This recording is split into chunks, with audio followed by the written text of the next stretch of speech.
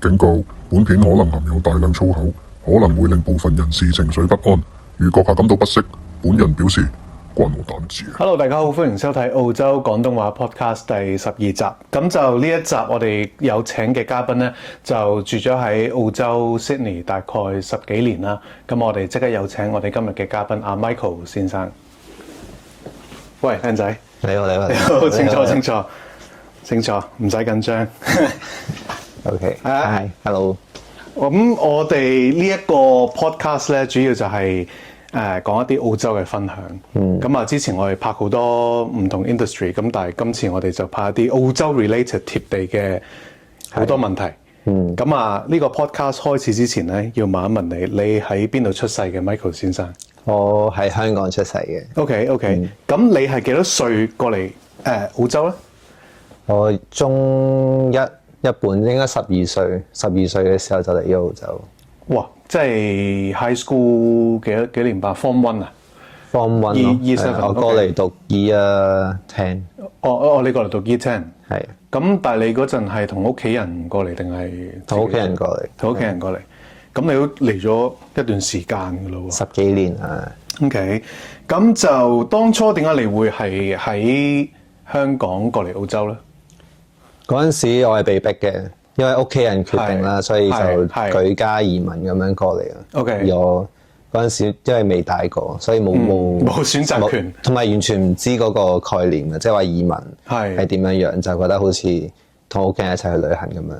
OK。一開頭係啊。OK。咁你一路喺澳洲定係你有冇返過香港啊？之後有，啱啱嚟澳洲嘅時候，其實每一年會返得頻密啲咯，即係一年可能會返2次、3次咁樣。OK， 但係你話返香港做嘢咧？返香港做嘢就有，但係我呢度大學畢業之後，啱啱畢業之後，其實我返咗香港一段時間。OK。工作係。OK。咁你覺得即係嗱，你呢度住咗咁耐啦，咁有冇啲咩原因會驅使到未來你覺得你係會返香港嘅咧？原因驅使其實我一路都有想返香港嘅諗法嘅，係。但係你話個實際原因咧，就我覺得，因為我移民咗過嚟啦，所以我就有一種覺得我其實隨時都可以返嚟澳洲嘅呢一個諗法，即係我唔會話覺得我離開咗澳洲就返唔返嚟，係。即係我覺得有得俾我揀嘅時候咧，我會選擇將我後生啲嘅嗰一段時間，留返喺香港。留返喺香港，因為多嘢玩。精彩啲應該係生活會精彩啲，豐富少少。澳洲悶到閪咁。咁啊嗱，香港 first 澳洲，你會揀邊度 ？Ultimate 啊，即係講緊即係退休或者長遠。我自己心目中咧就一路都覺得，而家呢一刻嘅階段，我一定係揀香港嘅。OK。但係你話最後啦，我應該都幾 firm 係會揀翻澳洲嘅。OK， 點解？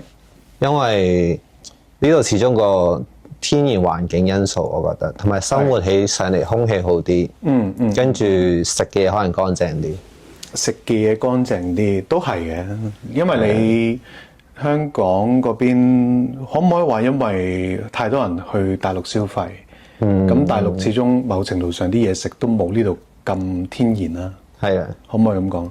可以，主要係咯，呢度你起碼你知道食緊嘅嗰嚿肉100%係肉。係，但係你有陣時你喺香港，即係唔講香港啦。如果你話你翻咗去中國或者其他國家嘅話，你真係唔知咯。係，尤其是而家嘅時候，都唔知食緊咩肉係嘛？OK。嗱，咁我哋講衣食住行啦，澳洲嘅。咁啊，我假設性一個問題，如果你係一個死刑犯，你最後一餐你會揀 Sydney 邊一間餐廳？如果我覺得已經真係淪落到去最後一餐啦，我自己覺得其實食咩都唔緊要嘅，最緊要嘅係你同邊一個人食，同咩人食會緊要過你食乜嘢。如果係最後一餐嘅話，同埋一定要有酒，有酒，中意飲酒嘅都要死啦。我覺得如果你死之前一定係唔好清醒地死。OK 嗱，咁我調翻轉咁問啦，如果冇人同你可以最後一餐？係，即係一定要自己一個，得你自己一個，可能唔會食啦，飲酒算。飲酒算 ，OK，即係你係對酒係有種好熱愛酗酒。酗酒 ，OK， 中意飲酒啫，中意飲酒，中意飲酒。咁起碼你醉住死冇咁痛啊嘛。我覺得人有陣時成年之後啦，我覺得接觸咗酒精之後咧，我發現佢嘅好處就係佢會令到你冇咁清醒。但係當然我唔係推崇飲酒呢樣嘢，但係我覺得係令到你個人冇咁精神緊繃，會舒服啲。OK， 都啱嘅，都啱嘅。好，咁你喺 Sydney 啦，食過最抵食或者性價比最高嘅餐廳喺邊度？最抵食咁當然係食茶餐廳啦。係。咁如果你話喺 Sydney 入邊間茶餐廳嘅話，我揀九龍冰室咯。OK， 九龍冰室。點解咧？即係有幾平先？即係as in你話性價比高啊嘛。係，因為茶餐廳其實樣嘢都好難 above 20蚊嘅，到而家呢一刻為止都。但係你而家可能出去食求其一餐都要20幾蚊，即係食得飽嘅話。加嘢飲係要20幾蚊。係。同埋始終茶餐廳食嘅嘢係由細食到大嘅嘢。就你食完之後會有滿足咯，因為你講性價比其實就係講緊你消費呢一個錢換來適當嘅開心。都係嘅，即係有時你食20幾蚊都未必滿足。但係茶餐廳你一定滿足到嘅。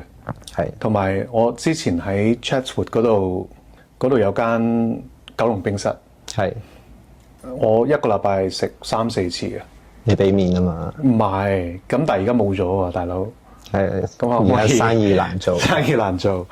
係。OK。咁就嗱，我哋性價比茶餐廳啦。咁飲茶，你覺得邊度最正？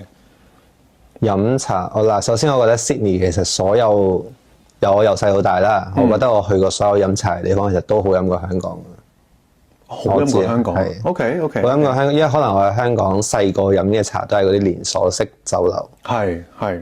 而香港嗰啲連鎖式酒樓係越做越鉗，即係啲嘢食係越做越差嘅。我自己覺得。OK。所以我覺得喺澳洲，其實我由細到大，無論係 City、銅鑼軒、百樂居，甚或至之前有間富麗宮，係富麗宮，係啊。其實我覺得都係好飲嘅，即係一定係好過香港嘅普遍遇到嘅酒樓先咯。OK。但係你要我揀一間最難忘或者最特別嘅話咧，我會揀 Canterbury 一間係啊 League Club 入邊嘅。OK。點解咧？覺得有啲咩係你會咁難忘咧？首先就係因為嗰個地方嘅裝修啦，我覺得喺澳洲其實好難會去到，即係你好難會見到一個地方裝修得咁冠冕堂皇。你入到去，你首先就會有一種好有儀式感，因為入到去有山有水。係，我記得。係啦，我都。咁你就會去到嗰個成個 experience 會令你覺得好唔同咯。同埋入邊啲嘢食係真係好食嘅，我覺得。OK。咁頭先我哋有講茶餐廳啦，有講飲茶啦。咁 Sydney 都好興 cafe 噶嘛。係。咁如果你以後淨係可以去一間 Sydney 嘅 cafe，你會揀邊一間？我會揀喺 Alexandria 嗰間 Ellen。係啊。點解咧？因為佢入邊有一個魚柳包，我覺得真係超級好食。OK，我都食過嘅，但係我淨係覺得唔夠食咯。佢好食，係，但係我係一個唔食早餐嘅人嚟嘅，所以我覺得如果通常去 cafe 你都係瞓醒去食啦，嗰個就啱啱好咯。同埋佢好難得有一間 cafe 係嘢食同咖啡同時在線，即係你同時都覺得兩樣嘢都滿足嘅，其實我覺得好難得嘅。OK。我之前有一排住喺 Zetland，所以係啦。去嘅方便，都好食嘅嗰間，我都間唔中都會去，同埋都多靚女去嗰度食。好唔知啊，咁我真係咁啊去望一望啊。OK， 我哋香港人咧好中意食甜品噶嘛。咁你覺得 Sydney 邊一間甜品鋪係最正？Sydney 嘅甜品鋪，首先因為我唔係一個食甜嘅人嚟嘅，所以我比較少去接觸甜品呢一個範疇。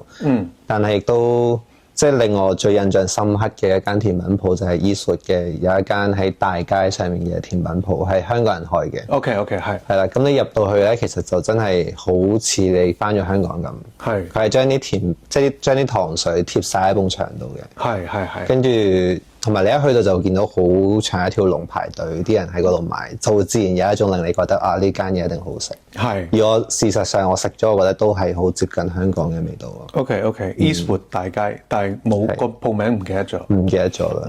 但係我 kind of 知邊度啦，因為 Eastwood 唔係好多甜品鋪啫嘛。係。佢都係嗰間。如果佢未執嘅話，其實你而家行過去，你知道一定好多人排隊嘅。OK，大家好耐冇去。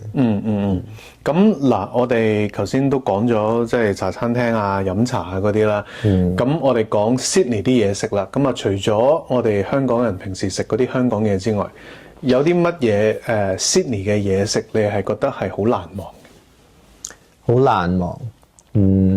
我覺得首先喺 Sydney 咧，其實就好容易食到好多唔同國家嘅嘢食啦。因為首先呢度係移民國家，所以係好比香港容易啲食到地道啲唔同國家嘅嘢食嘅。係。咁我自己覺得比較出色嘅可能係越南嘅 Pho 啦。係。跟住泰國嘅炒嘢啦。係。係咯，同埋一啲西餐其實都會比香港會好啲，同埋或者喺香港冇咁容易食得到嗰種風味應該係。我俾個 example 你，即係譬如話我好中意食中東嘢，嗰啲 kebab。我覺得香港嗰啲 kebab 鋪咧係廢嘅。香港首先你要揾一間 kebab 嘅鋪係好難。係啦，呢度就周圍即係好容易去食到啊。而香港係你首先要揾到呢啲嘢食已經好難。香港以前有間連鎖店，我唔記得咗叫咩名。食 kebab 嘅。係。咁咧，但係咧最大嘅分別咧就係呢度食 kebab 咧。佢當你非洲嗰啲非洲兒童咁樣係咁畢滿晒俾你嘅。香港咧，哇，逐嚿同你計，跟住咧攞出嚟咧撲你個街，真係完全冇肉嘅，得薯條。咁我自己就覺得呢個比較深刻。所以我每次即係之前我有段時間即係有時過嚟玩啊，嚟 Sydney 玩，我係會食 kebab 咯，淨係食 kebab。同埋以前冇咁多唐人嘢，即係講緊10幾20年前。我對 kebab 嘅印象係飲醉酒之後食。係啊，因為佢開得好夜，通常。係，但係有啲人咧好唔中意食嘅喎，佢覺得好似佢嗰陣味咧，肉嗰陣味。係肉嗰陣味，因為佢啲人話好似格拉底肉咁樣。但係我覺得呢一樣嘢好難避免嘅，因為其實澳洲嘅肉，我覺得都係有陣味嘅。係，其實係，但係佢夠天然啊嘛。如果接受到嘅話，其實 OK。係啊，我覺得 OK，幾好食。嗱，咁我哋講區啦 ，Sydney 啲區。你覺得邊一個區喺 Sydney 啊最似香港嘅？最似香港，我第一個諗到嘅會係 Chatswood。但係因為有一次咧，我喺火車站行出嚟，跟住望到 interchange 嘅嗰一度，即係火車站行出嚟上面有一個商場咁樣。係。嗰一刻咧就幻視翻咗香港。但係只限於 station 嗰一 part 嘅啫。因為你一出到嚟，香港嘅所有嘅地鐵站其實都一定係有商場啊，會有鋪頭啊，即係一出到嚟就會好多商戶嘅。但係喺澳洲其實你好難見到呢一個景象咯。係，所以唯一即係你話俾我幻視翻咗香港嘅經驗，可能就係 Chatswood。係，Chatswood 都多香港人嘅。都多，同埋你唔識英文都可以生存到喺 Chatswood。Sydney 我覺得都可以嘅，其實只要你唔好行得咁遠嘅話，其實都係唔太需要。都係。OK，咁你覺得嗱？你住咗咁耐，你覺得 Sydney 邊一區你覺得係最被高估嘅一個區？最被高估係我自己住過嘅區嚟講，我覺得可能係 Zetland。點解咧？因為其實嗰一邊唔係真係發展咗咁耐，跟住其實佢唯一好處係可能佢 city 近少少，但係佢即係冇學校冇校網，亦都你話嗰邊有冇嘢食咯，好簡單，即係佢。Zetland 冇嘢食，係其實佢 OK，但係點解我印象中 Zetland 好多哇？可能係 Waterloo 係咪？Waterloo 嗰邊後邊，因為佢留學生多啊，所以其實佢陸陸續續係會有好多中餐啊，或者一啲留學生自己創業開嘅餐廳，但係好多都係伏嘅，我自己覺得係。OK，同埋最主要係嗰一區而家俾啲學生炒得太犀利，因為佢近學校，近 UNSW， 係啦，所以嗰一區俾人吹捧得太犀利咧，我覺得你話住喺嗰一個地方。俾嗰個相對應嘅租金，我覺得係唔抵咯。OK，嗱咁頭先高估啦，咁低估啦，你覺得邊一區最被低估，或者最有 potential 嘅？最被低估係我自己會揀 Rose， 因為其實我讀大學嘅時候，我住過喺嗰度一段時間嘅。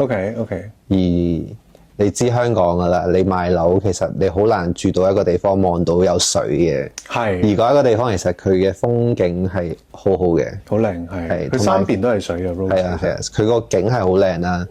跟住佢設施啊，周邊設施有商場，亦都有城。其實佢所有嘢，我覺得都好滿足到你一個要宜居嘅條件。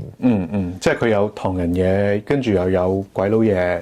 跟住其實我覺得咧，即係如果一個區好唔好咧，治安咯，同埋係啊，治安都好緊要，同埋 M 記都好緊要。我覺得如果個區有 M 記咧，咁就應該冇得輸。係一個 potential 區，係都係嘅，係都係。咁有邊一個區 Sydney 有邊一個區，就算俾你免費住，你都唔會住咧？我覺得以西一帶，我覺得都唔會住，即係可能 Cabramatta 係 Bankstown 嗰啲 Bankstown 算唔算咧 ？Blacktown 可能係其實算啊，嗰啲都係西邊噶嘛，嗰啲 Blacktown，但係 Blacktown 已經冇咁西啦，再西嗰啲就真係唔得咯。OK， 即係 Blacktown 就一定唔得嘅。係 Blacktown 唔得，一定唔得。好多原住民喺嗰度㗎，好多黑鬼喺嗰度㗎。真係好撚危險嘅，大佬。我冇去過咯，我自己真係咁多年嚟我都冇去過。我唔會咁揸架車入去。其實西區，因為咁講啦，有邊一即係西區有好多唔同嘅區。你覺得邊度係最盡？你唔會再住最盡啊？我諗我可能去得最多咧，應該係話可能係 Cabramatta 食 fur 咯。係。跟住其他其實我平時都好少去。OK，因為蛇龜。咁就邊一區嘅人係最有文化咧？你覺得喺 Sydney 最有文化咩？你係北區啦，東區咯，就唔係。但係東區相對嚟講少啲華人。係有錢佬多，係有錢佬，串啲啊！佢哋揸車咧，好撚串啊！仆你個街，佢哋揸車咧真係好睇唔起你嗰種揸車嘅，即係佢會係咁好趕時間。同埋我去親東區，我就發現佢哋係好中意揸開篷車嘅。係，佢哋係一定要開篷嘅。係，一定要開篷。跟住咧個屎忽咧啄住你死，尤其是如果你揸啲咩 Toyota 嗰啲咧，佢一定係會逼你嘅。我印象見過嘅係咁咯。所以係咯，有錢人多唔代表有禮貌。冇錯，北區啲人啱啱好啦，又唔係話超級有錢，但係同一時間咧都唔係㗎，北區啲人好有錢嘅。點樣證明咧？睇佢打老虎機啊！真。OK，咁就你覺得 Sydney 邊一個區係最危險？西區咯。Specific 邊一區？Specific 邊？因為可能我冇去到，但係我睇新聞，好多你見到嗰啲槍殺案或者持刀捅人嗰啲，都係發生喺嗰啲區。係，都係咩 Granville 啊、Auburn 啊嗰班嗰扎咯。不過其實而家我覺得 City 都多。係，其實入咗夜之後，係啊，唔係淨係 City 啊 ，Chatswood 都開始危險。我 literally 我琴日，其實危險咧係嗰班人。唔係嗰個地區，係而可能之前我哋覺得嗰啲地區亂，係因為嗰啲 teenager 可能住喺嗰一區。但係當佢哋而家成群結黨學識行出去之後咧，係其實你就邊一度都危險。係。我琴日睇咗個新聞，佢話 Chatswood Lemon Grove 係3個僆仔推咗架車，係啊，成架 trolley 喺2樓3樓掟咗落去，搏中咗條友。係，我都睇咗新聞。The fuck 真係〜我而家架車咧，永遠有一條鐵通嘅，係啊，即係有咩事會係咁，我保護自己啊嘛，係嘅，都係嘅，都危險，要學識保護自己。冇錯。咁你覺得Sydney 邊一區最啱打卡？打卡係即係影相 like 嗰啲貨港女嗰啲啊，或者嗰啲咩 IG model 啊、KOL 啊嗰啲，邊一區啊？係。因為嗱，而家啲人打卡其實都係跟網上效應嚟嘅啫。係。而 Newtown 因為之前周杰倫嚟澳洲，佢喺嗰度影過一張相。哦，係咩？跟住嗰一段時間，我係見到小紅書上面係不斷有人特登搭車去 Newtown 影相，即係坐翻佢坐影相嗰個位去影。哦。而 Newtown 嗰邊其實嗰一條街咧都好多嗰啲 local shop，即係好多嗰啲自己人開嘅好有意思嘅鋪頭嘅，都值得打卡去行。OK， 即係你講緊嗰啲後巷嗰啲塗鴉係咪啊 ？Graffiti 係塗鴉啦，跟住有好多嗰啲二手衫鋪，其實係好特別嘅。OK。咁到Sydney， 你覺得最無聊嘅旅遊景點喺邊度？或者最唔值得去？最唔值得去係一定係 Kiama 嗰個，係咪 Kiama 有個八字湖啊 ？Kiama 好熟口面喎，呢個名。係啊，去藍天寺嗰邊。總之佢喺小紅書上面嘅景點名叫八字湖啦。OK。咁而喺澳洲又太無聊啦。之前有一排係真係揾過 Sydney 有啲咩值得去嘅景點嘅。係。而去到嗰度揸，你可能揸2-3個鐘車。哇！仆街，仲要揸2-3個鐘車。要揸2-3個。去到嗰度咧，係真係一個石仔上面有2個窿，跟住就係一個好似八字咁樣。係啦，真係咁。咁你應該去咗啦。我去咗，所以話俾你聽，真係唔值得再去，冇必要再去。戇鳩咗。OK。咁嗱，咁頭先話最唔值得去啦，咁你覺得最值得去嘅旅遊景點喺邊度？最值得去，如果係 Sydney 嘅話，我覺得 Opera House 嗰邊其實值得去嘅。其實幾靚嘅嗰度。係靚嘅，真係靚嘅。雖然好無聊，但係你去影嘅相出嚟都係靚嘅，同埋好值得去一次咯。係 at least 要去一次咯，我覺得。係，同埋佢係嗰個地標嚟噶嘛。咁你成日喺新聞都見到啊，咁都要去一去影一幅相。因為我就一定唔止去一次嘅，每一次親戚啊、朋友啊，我哋澳洲其實係啊，你都一定要帶佢哋過去嘅。而我每一次過到去，我都覺得唔會有一種俾人揾笨嘅感覺。係，因為免費啊嘛。係。OK。咁 Sydney， 你覺得邊度係最似蘭桂坊？最似蘭桂坊，我覺得冇啊，其實冇，同埋我亦都好奇怪點解會冇？係，因為即係 Sydney 作為一個，我覺得澳洲人其實係中意飲酒嘅。係啊。但係點解會冇一條好似蘭桂坊咁樣嘅酒吧街咧？而即係我自己都有諗過點解 Sydney 會冇嘅咧？可能有，但係唔係唐人去咯。即係譬如話 Kings Cross。哦，係咯。Kings Cross 都算嘅，算嘅，我覺得。但係嗰邊嗰啲酒吧又同蘭桂坊嗰種又好唔同。係啊，又爭啲咯。係，同埋好亂啊嗰度。T 冇咯，啲人係。哦，係咯。OK。嗱，咁我哋講一講 Sydney 嘅娛樂啦。你覺得香港人好中意唱 K 噶嘛？咁你覺得 Sydney 邊一度唱 K 係最正咧？最正係，我覺得 Sydney 嘅 K 房其實都仲係好落後嘅。OK，其實所有澳洲嘅娛樂設施啦，比起因為可能係香港大，就會覺得有一種好強烈嘅對比嘅。所以唔好咁大期望咯，我覺得自己覺得係。但係如果你要我揀一間，就會係 DY Dynasty 係喺唐人街。OK，嗰間我都幾正，但係同一時間有啲貴。佢貴，同埋呢一邊就真係間都貴，有啲好噏耷嘅，你可能唱完出嚟都張單都係唔平。係，佢 Burwood 其實都有啲都係噏耷嘅，即係健康 K 啊。咁嗰啲好平。健康 K 有唔健康嘅咩？我唔知喎，我都唔知。我聽啲朋友講係啦，但係係咯，有啲平嗰啲咧，好似啲歌唔係好齊啦。跟住佢嗰啲，因為通常你唱 K 有 MV 噶嘛，啲 MV 全部都有啲咩草噶啦，嗰啲草啊、珊瑚啊嗰啲咧，撲你個街，完全唱完之後都完全唔撚 high 嗰啲咧。咁同埋好多香港人佢哋會想知嘅，即係其實尤其是剪頭髮，佢哋會想揾翻香港人嘅即係髮型師啦。因為其實鬼佬某程度上啲頭髮溝通唔到嘅。係啊，第一溝通唔到啦，第二啲髮質都唔同啦。咁你覺得邊度係最正嘅？即係你會 recommend 嘅？如果剪頭髮 recommend 我自己去開就係去唐人街嗰啲髮型鋪嘅。而我最近揾到一間喺 Flex 上面見到嘅一間咧，就喺唐人街叫 Noir。No 點串啊？叫 Noyr。Noyr 係喺 Success Street 嘅啫。OK， 係啦，咁佢入邊係台灣人開嘅。OK， 應該係啦。佢個髮型師 OK 嘅，即係剪到我哋想要嗰啲，即係啲 style。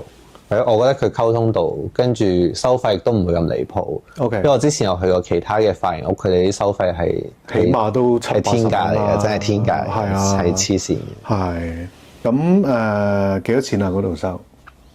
嗰度我男仔剪頭髮到而家仲係收緊70。OK，相對嚟講可能算係冇咁貴咯。哦，係話如果再唔係你想揀性價比高嘅話咧，就要揾韓國人嘅韓國髮型屋。但係嗰個係好講彩數嘅，因為其實你同韓國嘅髮型師咧又係溝通唔到啦。但係可能因為而家主流嘅髮型係韓式少少㗎啦，所以你去到其實佢哋你睇彩數，佢 get 唔 get 到你想點樣剪？如果你好彩剪到嘅話就 OK 咯。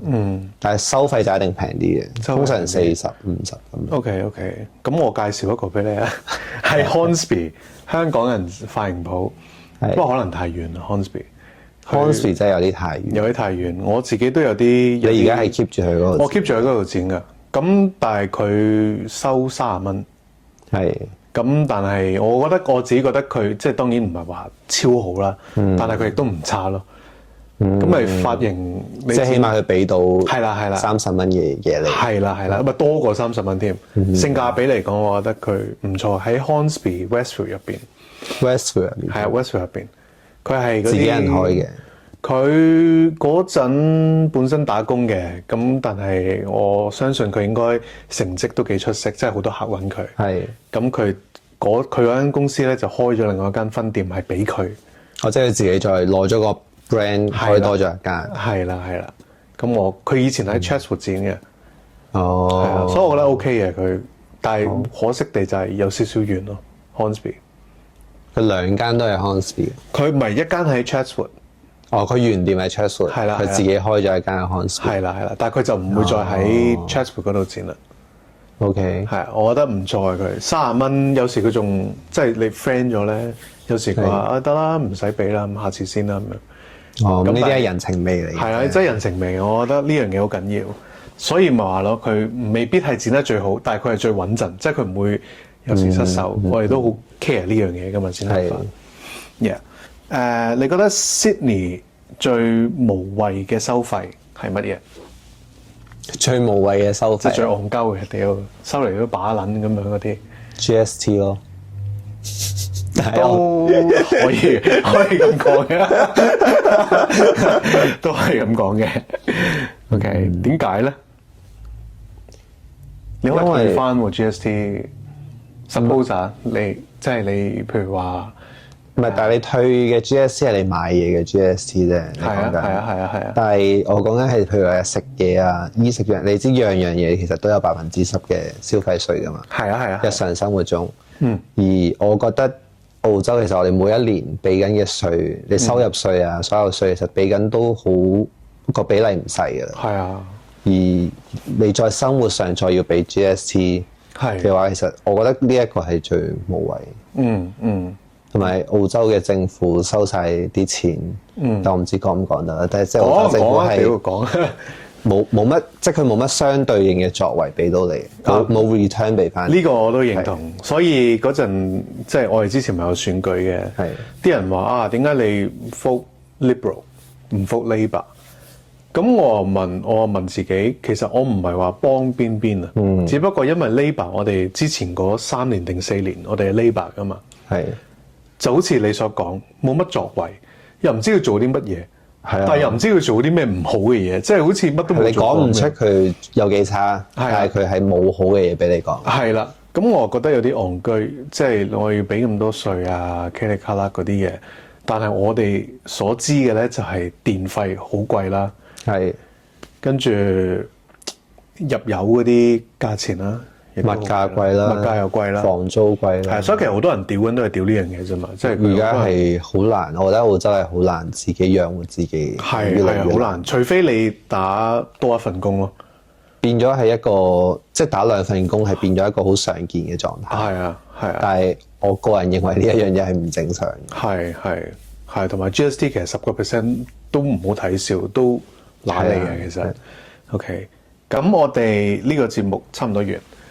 咁啊，我哋完之前咧，一定要問個嘉賓分享一個小秘密，或者一個小知識，係澳洲 related 嘅。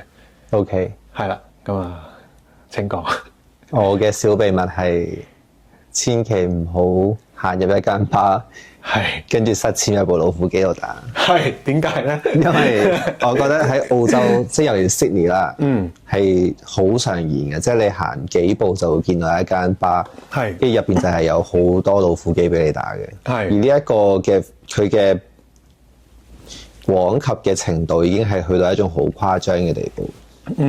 而佢相對嚟講，佢冇即係佢冇限制嘅，亦都冇人話俾你聽呢一樣嘢好定唔好。所以其實我覺得好容易你會去有第一次，而呢一樣嘢上咗癮，其實係會輸死。我自己覺得啦。所以我覺得其實係咪應該要有多少少防範，或者令佢哋知道，或者減低少少佢個普及程度咯。我自己係咁樣諗嘅。都啱嘅。我之前新聞嗰邊咧，好似有講過話，佢哋係想令到老虎機呢樣嘢冇咁 obvious。係咁咧，佢話譬如話之前有嗰啲咩寫住咩 VIP lounge 嗰啲咧，佢話要全部唔知 take down 佢啊嘛。係而家冇咗噶啦，我見到係冇咗嘅。係。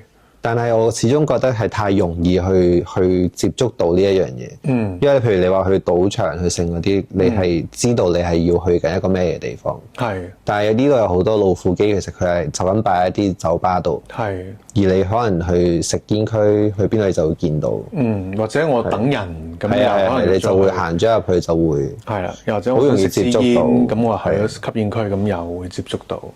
所以我見佢有做過啲嘢嘅，即係雖然嗰個作用唔係好大啦，即係譬如話嗰個 ATM 咧唔可以擺喺入邊，ATM 你一定要行出去撳錢啦。咁佢好似話每部機淨係可以入幾百蚊啊，500蚊係嘛？每部機好似係同一時間最多有500蚊。係啦，同一時間有500。呢個係都係最近嘅事。係，但係我覺得冇乜用咯。冇用噶，你上咗癮就咩冇用。係，唔係，所以喺澳洲嘅 tips 就係唔好受到不良嘅誘惑咯。咁不如你話埋俾我聽，不如打老虎機有啲咩 tips 可以贏？我哋要克服佢啊嘛！我哋喺邊度跌低，我哋仲要喺邊度起翻身，係咪先？我個人覺得咧，打老虎機要贏就一定要打得大。係，因為即我唔。你觀眾可能未必知啦，老虎機其實有分個 limit 嘅，咁而澳洲最細你可以打1仙，係啊，但係最大咧就係10蚊嘅啫，普遍嘅老虎機啦。係。咁而通常我自己覺得打10蚊嘅人咧，佢其實佢打完落嚟，佢輸嘅錢係少過你打得細嘅人。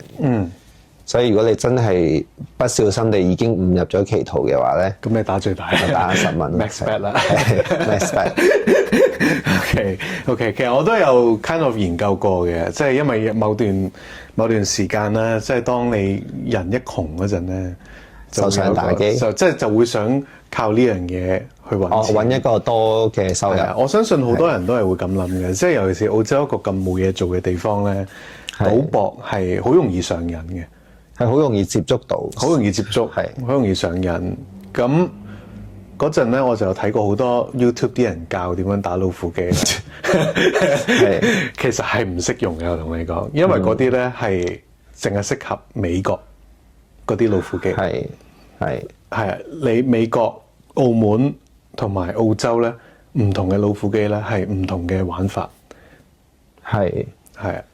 所以我會咁樣，即係唔好以為嗰啲 YouTube 教你點打老虎機，次次都係贏錢嘅，未必㗎。喺澳洲可能唔識用嘅，係啊。咁我自己當然有我自己嘅，你嘅必勝法係咩咧？冇必勝法嘅，我咁樣睇啦。我覺得打老虎機咧，我假設你入100蚊落嗰個老虎機嗰度，咁如果你假設你中間可能你中咗個 free game。咁個 free game 俾唔翻100蚊你咧，就代表呢部機其實可以要放棄啦。係，因為佢老虎機其實佢 set 咗唔知一定有85至90% 嘅 return 俾你噶嘛。係，即係你擺100蚊，佢一定會有80蚊、90蚊俾翻你，但係你唔知幾時俾你。係，但係佢總之佢個比例係咁樣。係啦，係啦。咁通常咧，即係經驗嚟講咧，如果佢每次你中個遊戲，佢都係俾翻好少你咧，長遠嚟玩你輸嘅。係應該係話無論邊一部機，你只要個時間拉長咗就一定係輸。係啦，因為佢個 return 唔係超過100。係啦，係啦。咁同埋我作為一部老虎機，我喺咩情況之下啲人會先至繼續去打咧？就係譬如吊你癮啊，永遠爭少少，爭少少啊嗰啲咧，嗰啲即刻離開，因為佢要俾你，佢一定俾你。係啊，如果佢係咪都會俾你？佢使乜吊你癮啫？所以自制咯，係啊，都係自制咯，係啊，自制能力喺澳洲好緊要。係，因為其實我覺得澳洲啦，好容易接觸到黃賭毒。OK， 即係老虎機係屬於賭啦。賭啊，係啊，係啊，係啊。咁你話黃呢度合法啦？呢度係咪合法㗎？係，好似合法嘅。所以其實佢都係好容易，即係你可以攞正牌去做呢樣嘢嘅。又係好容易接觸到，跟住毒品嚟講，我都覺得係好容易，好容易你就可以揾有人提供到俾你。所以因為呢度可能警方嘅唔作為啦。所以自制好緊要咯。OK，都啱嘅。其實呢個 tips 啊，唔好話小秘密 ，tips 係好好，即係要住得喺澳洲，要有一定嘅自制能力。冇錯，如果唔係，好多人都話澳洲啲人好難儲錢，咁梗係啦，攞晒去賭係咪先？係啦，係啦，OK，咁呢一集我哋完啦，咁我哋下一集再見，拜拜，拜拜。